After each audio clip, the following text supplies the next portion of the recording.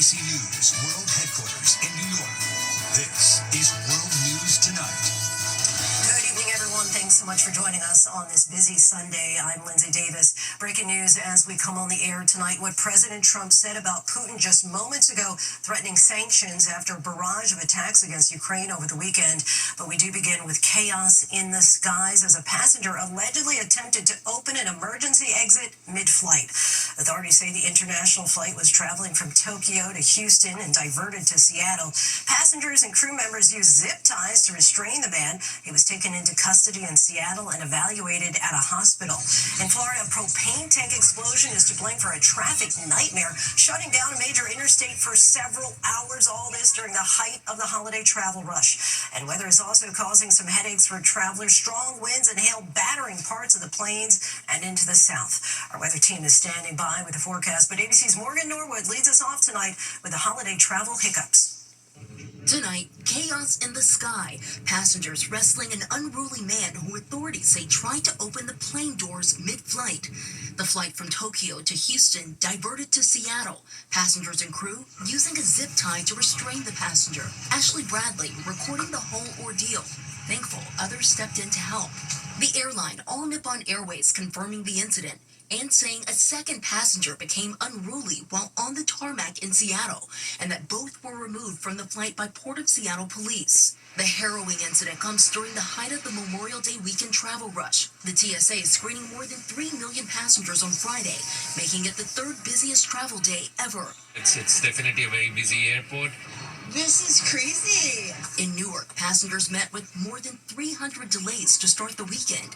The airport seeing a slight improvement after weeks of disruptions from runway construction, aging technology, and the ongoing air traffic controller shortage. And for those hoping to avoid the lines at the airport, an expected 39.4 million are hitting the roads, where long waits stack up on major highways. It's really, really bad. It's awful. It's bananas on the roads. This tanker fire on Interstate 595 in Florida, bringing traffic to a standstill early today. And out west, thousands of visitors expected this holiday weekend at Lake Havasu. The San Bernardino Sheriff's Office ramping up staffing as rescuers race to this boat fire, battling the flames as those high winds threaten to spread the fire to other vessels.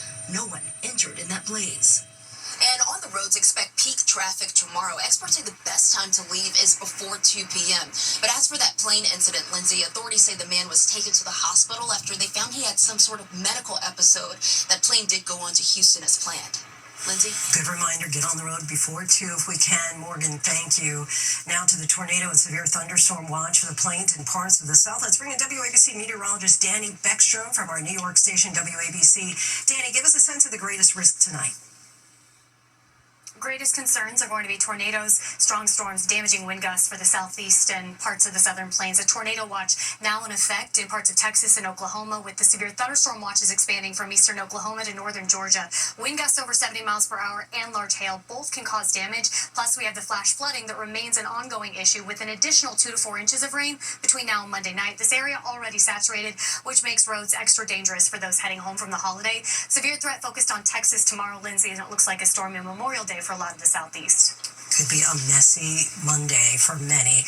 And I know you'll be back later with the forecast for the rest of the country. Danny, thank you. Yeah. Now to the arrest of a U.S. citizen for allegedly attempting to bomb an American embassy. Let's bring in ABC's Alex Perche in Washington. Good evening, Alex. Tell us what you're learning.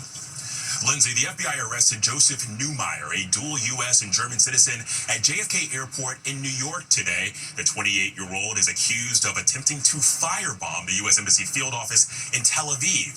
And authorities say that Neumeyer, seen here on Facebook, walked up to the office earlier this month and allegedly spat on an embassy guard before ditching his backpack and running away.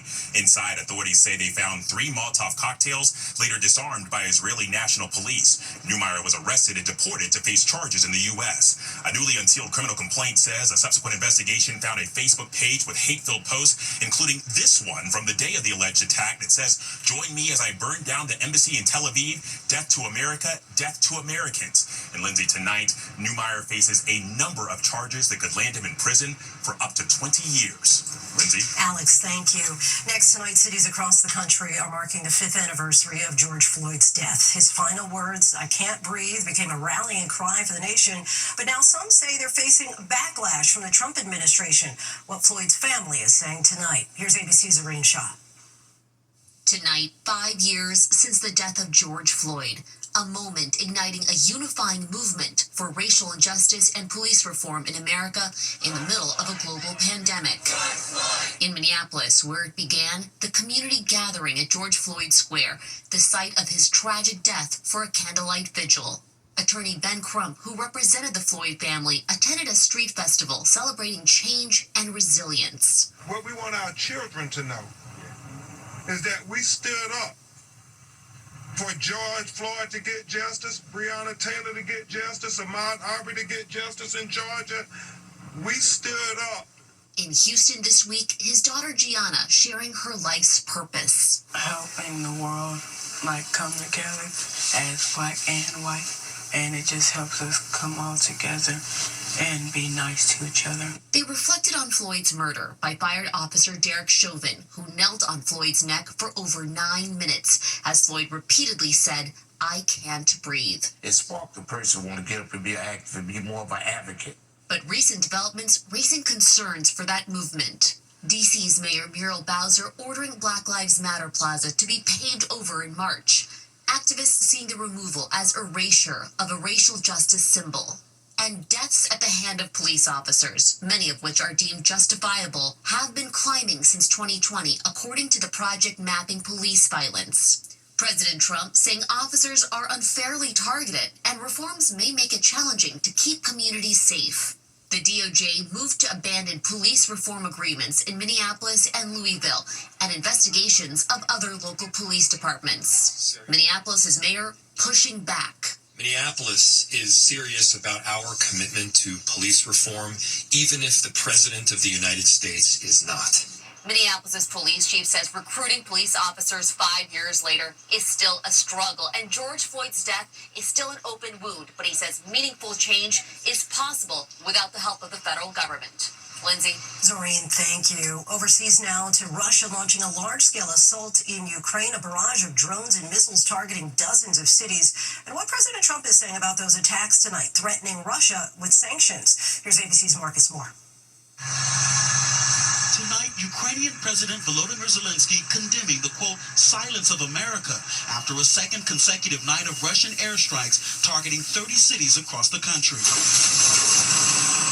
This latest offensive, the largest since Russia invaded Ukraine more than 3 years ago, involved nearly 400 ballistic missiles and drones. Ukrainian officials say killing at least 18 people and wounding dozens more. This woman thankful her daughter declined an invitation to escape her apartment in Kyiv and stay with them, saying, and thank God she didn't come, because the rocket hit on the side where the children's rooms were.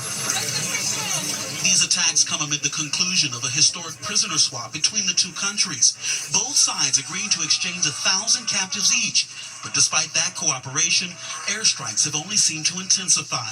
Zelensky calling for new sanctions and additional pressure on Russia to agree to a ceasefire, writing on social media, silence of America, silence of others around the world only encourage Putin.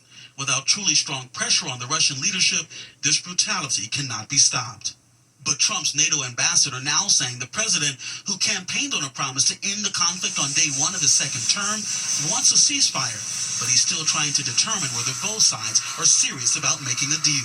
It's going to have to be a diplomatic, negotiated resolution. And so, I think we all need to pray for peace this weekend and just hope that there is a way that this war can end. And Lindsay, just a short time ago, President Trump responding to the recent airstrikes in Ukraine, saying in part that President Vladimir Putin is not happy with what he's doing, and saying, quote, I've known him for a long time, always gotten along with him, and he's now sending rockets into cities and killing people. I don't like it at all. Lindsay, with each new attack, the path to peace feels further and further away. It sure does. Marcus Moore, thanks to you. Back here in the U.S., the GOP is bracing for a tough budget battle ahead. The House passed President Trump's so-called big, beautiful bill last week. Now it heads to the Senate. Let's bring in ABC senior White House correspondent Selena Wang. Hi, Selena. Tell us what's the latest. Well, Lindsay, President Trump's mega bill barely passed the House, and it faces a tough road ahead in the Senate, with one Senate Republican today saying there's enough opposition to stop the process. Now, the House bill extends Trump's tax cuts, ends taxes on tips, and slashes spending for food stamps and Medicaid, which could leave millions of Americans without health insurance. Now, some Senate Republicans want to see even steeper spending cuts, while others are concerned about those changes to Medicaid, Lindsay. And Selena, you mentioned these cuts could leave millions without health insurance. How's the administration squaring that with the president's plans to spend millions on an upcoming parade on his birthday? Well, Lindsay, the White House says that this is a special chance to honor our nation's heroes who keep our country safe, but Democrats are slamming the administration for spending on this parade while slashing spending for critical programs. The Army says that it plans to spend up to $45 million, but the final tally is expected to be much higher. Right now, it's expected to include thousands of soldiers, tanks, armored vehicles, helicopters, and even horses. All of this, Lindsay, to commemorate the Army's 250th anniversary on June 14th, which also happens to be President Trump's birthday. Lindsay? Selena Wang from the White House for us. Thank you. Now to the chilling details of an alleged kidnapping here in New York. Police say the alleged abduction and torture of an Italian tourist was part of a twisted scheme to get his Bitcoin password. And tonight, police are now searching for an alleged accomplice. Here's ABC's Rena Roy. Tonight, an urgent manhunt underway for another suspect in what police say was a horrific case of torture at a lavish Manhattan townhome. Police looking for the alleged accomplice of crypto businessman John Waltz, who's accused of holding a man hostage for weeks, beating him, shocking him with electrical wires, and dangling him off a ledge. And officials say it was all part of a twisted scheme to get his Bitcoin password. Police say the alleged victim told them he arrived in New York from Italy on May 6th and went to the suspect's home, where he says Waltz took his passport and threatened his life until he was able to escape Friday morning, running out of the Soho apartment to a traffic officer for help. Police arresting Waltz, who was barefoot in a bathrobe, as they handcuffed him. I saw like a sort of SWAT team going with the shields. And then shortly after that, I saw a guy in a white robe and handcuffs come out. Investigators say they recovered bags of evidence, including a saw, chicken wire, body armor, ammunition, and Polaroid photos of the 28-year-old alleged victim with a gun pointed to his head. Law enforcement sources telling ABC News they're looking into whether the Italian man was hired for sex work, if the suspect turned him into a sex slave, and if the two may have known each other from the crypto world. Waltz facing a judge in Manhattan criminal court on charges of kidnapping, assault, and unlawful imprisonment. He's now being held without bail and will be back in court on Wednesday. We reached out to Waltz's lawyer, who said no comment. Now, Waltz was ordered to surrender his passport, with prosecutors saying they're worried he could try to make a run for it on his helicopter or private jet. Lindsay? Rena, thank you. Now to the dramatic rescue of nine adults from a sinking sailboat. Emergency crews pulled them from the choppy waters of the San Francisco Bay, and the warning tonight for those out in the water for the long holiday weekend. More now from ABC's Rena Roy. Tonight, a warning for those out in the water after San Francisco first responders rescued 9 people from a capsized sailboat Saturday. The call appears and 9 aboard in distress. The Coast Guard and firefighters racing to rescue a group from a 30-foot sailing vessel owned by Sea Scout, a youth sailing club. The company says they had a seasoned crew of adults participating in a master's race when the rudder failed and the vessel capsized. The spinnaker caught the wind wrong and tipped over to weather. The boat filled up with water.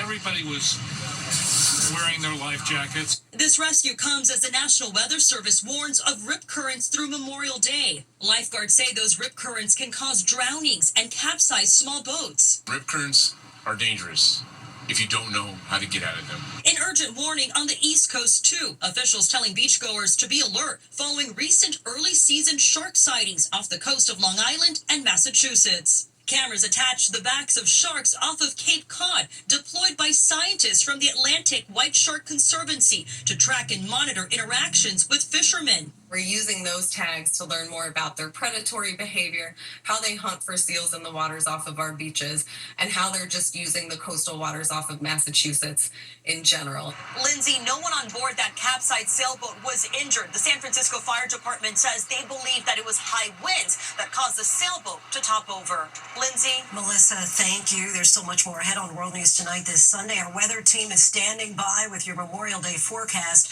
Plus, what caused this box truck to explode in a Chicago suburb? Next tonight, a big blast in a Chicago suburb. Home security video shows a rental truck explosion yesterday in Addison, Illinois. Police are calling it an accident, blaming a leaky propane tank. The driver suffered minor injuries. Penske, the owner of the truck, is cooperating with investigators, saying customers are not allowed to transport hazardous items. When we come back, cute, fluffy, and killing it at the box office, Lilo and Stitch's record weekend. To the index now, a big holiday movie weekend led by a little blue alien. The live-action remake of Lilo and Stitch is on track for the best ever Memorial Day weekend opening. The film from ABC's parent company, Disney, earned a whopping $145 million. In second place, the other big blockbuster, Mission Impossible: The Final Reckoning, raking in $63 million. And back to weather now. Despite some severe spots, looks like much of the country will have a pleasant Memorial Day holiday. ABC's Danny Beckstrom is back with the details. Hi again. Hey, Lindsay, the central U.S. has the best risk or highest risk for travel trouble with those strong to severe storms. Flooding could also create messy roadways with heavy rain and scattered storms stretching throughout the south. But the Midwest sees more clouds slide in, staying mostly dry through daylight hours. The Southwest turning up the heat but staying dry with no major weather worries on the West Coast.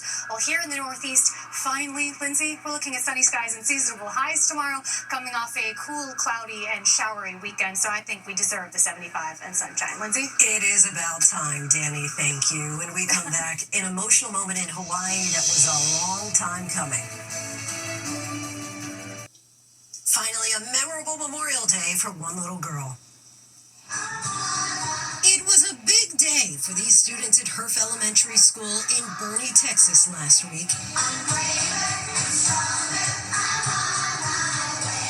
On their way to first grade after graduating from kindergarten. A bit bittersweet for 6-year-old Lorelei Howard, who's been missing her dad all year. Her father, Staff Sergeant Darius Howard, has been deployed since June on a combat mission in the Middle East. And she thought he was still overseas, missing her big day. But little did she know. She has no idea I'm here, and it's been super hard for me to be able to not run across town and say, Daddy's here, and be able to scoop her up and hold her. Lorelei Howard.